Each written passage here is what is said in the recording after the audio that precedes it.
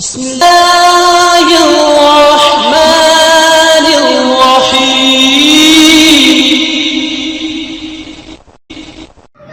اعوذ باللہ من الشیطان الرجیم بسم اللہ الرحمن الرحیم رب اشرح لی صدری ویسر لی امری واحلل عقدۃ من لسانی یفقہوا قولی بسم اللہ الرحمن الرحیم ان اللہ وملائکتہ یصلون علی النبی یا ایھا الذین آمنوا صلوا علیہ وسلموا تسلیما اللہم صلی علی محمد وعلی آل محمد کما صلیت علی ابراہیم وعلی آل ابراہیم انک حمید مجید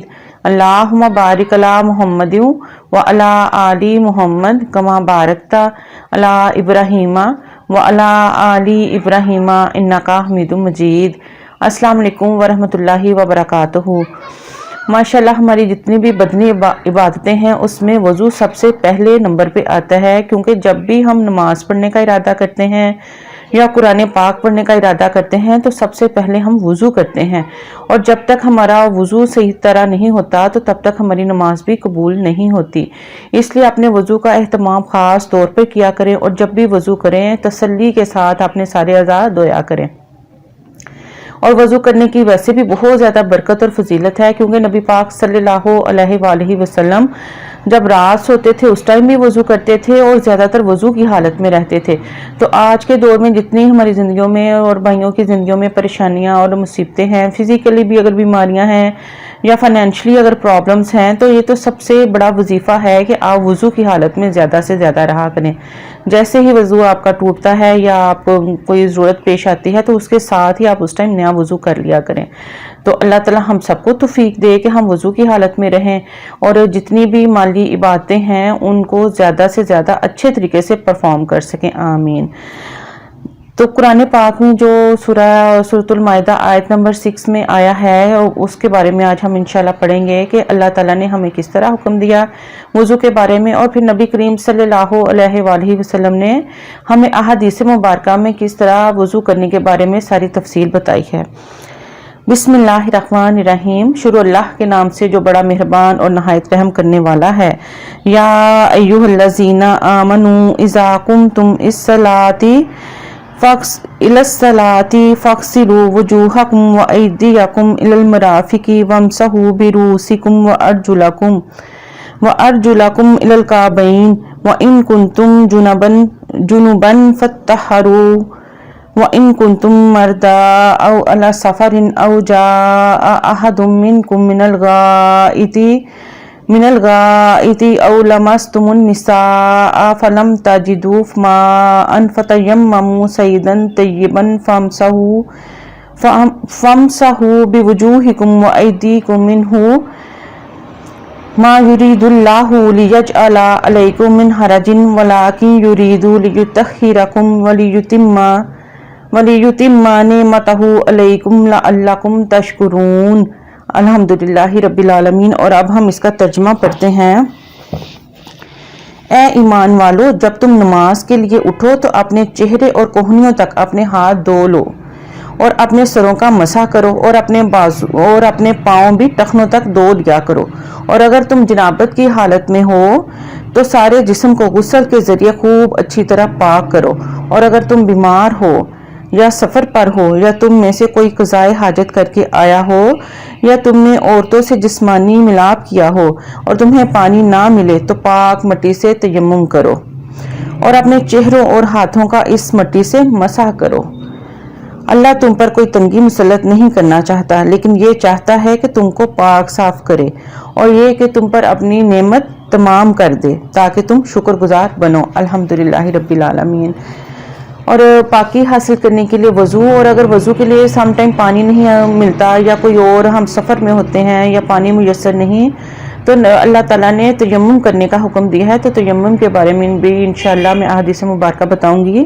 لیکن آج ہم احادیث مبارکہ پڑھیں گے کہ وضو کن کن صورتوں میں ہمیں کرنا چاہیے اور کن کن موقعوں پر نبی کریم صلی اللہ علیہ وآلہ وسلم جب وضو کی حالت میں ہوتے تھے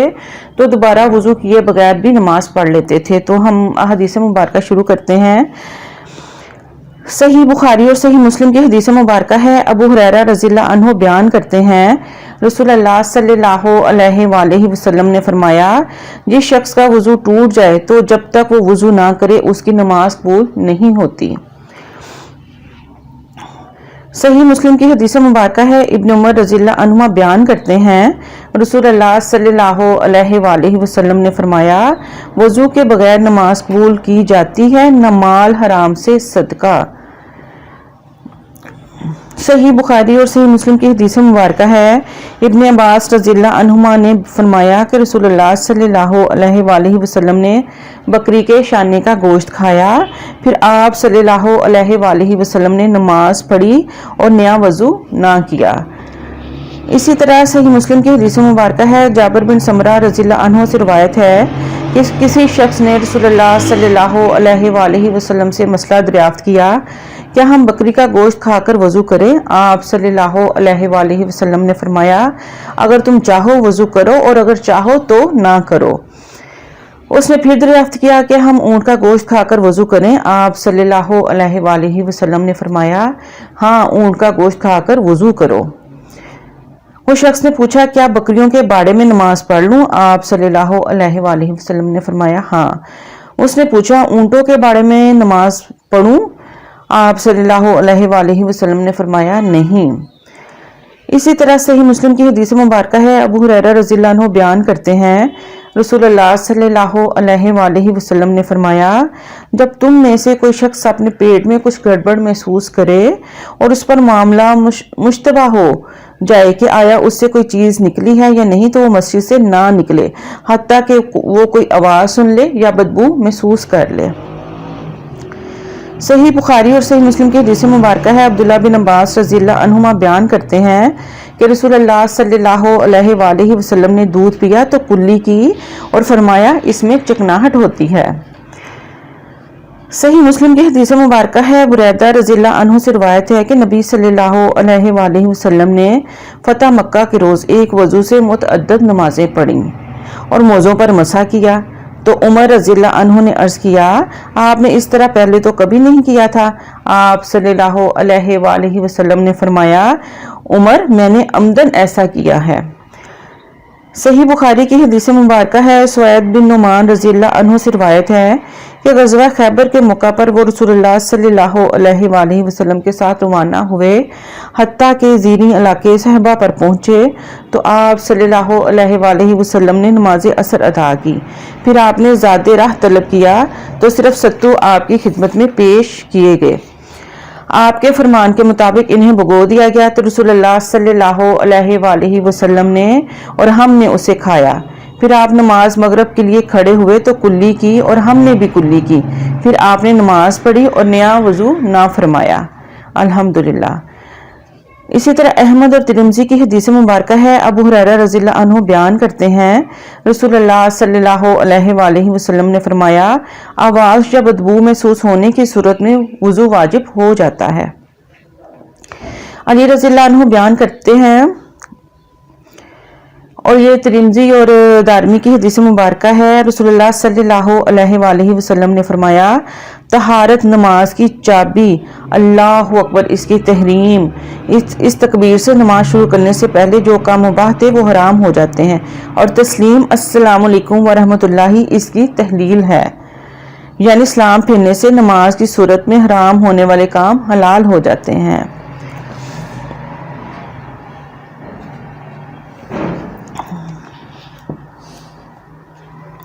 ترمذی اور ابو داؤد کی حدیث مبارکہ ہے، علی بن طلق رضی اللہ عنہ بیان کرتے ہیں رسول اللہ صلی اللہ علیہ وآلہ وسلم نے فرمایا،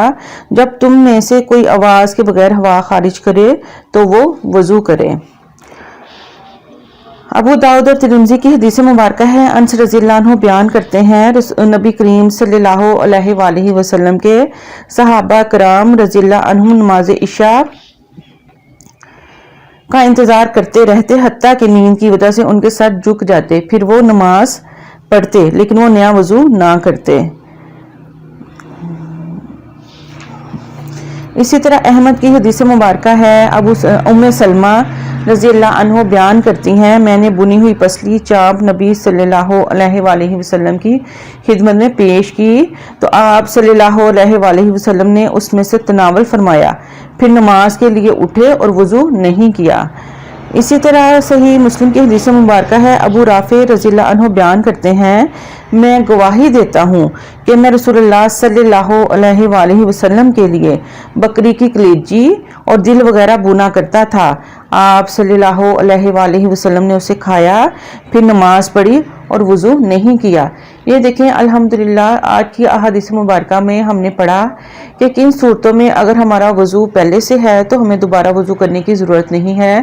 صرف کلی کر لینا کافی ہے اور پھر ہمیں اپنی نماز کی ادائیگی کرنی چاہیے۔ اور کن صورتوں میں نبی کریم صلی اللہ علیہ وآلہ وسلم نے ہمیں بتایا ہے کہ وضو ہم پر واجب ہو جاتا ہے، تو وضو کیجئے اور اپنے جتنے بھی گناہ ہیں اللہ تعالیٰ سے ان کی معافی مانگیے، کیونکہ حدیث مبارکہ کا مفہوم ہے کہ جب ہم وضو کرتے ہیں تو ہمارے ہر اعضاء کے ساتھ جیسے جیسے ہم اپنے اعضاء دھوتے ہیں تو اللہ تعالیٰ جو ہمارے چھوٹے چھوٹے گناہ ہیں سب وہ ہمارے جو اعضاء کے کیے ہوئے گناہ ہیں ان کو معاف فرما دیتے ہیں۔ تو اللہ تعالیٰ ہم سب کو وضو کے ذریعے بھی معاف فرمائے اور صحیح طرح ہمیں اپنی نمازیں، قیام اور روزے رکھنے کی بھی توفیق عطا فرمائے۔ تو انشاءاللہ ملیں گے اگلے ولاگ میں، اجازت دیجیے، السلام علیکم ورحمۃ اللہ وبرکاتہ۔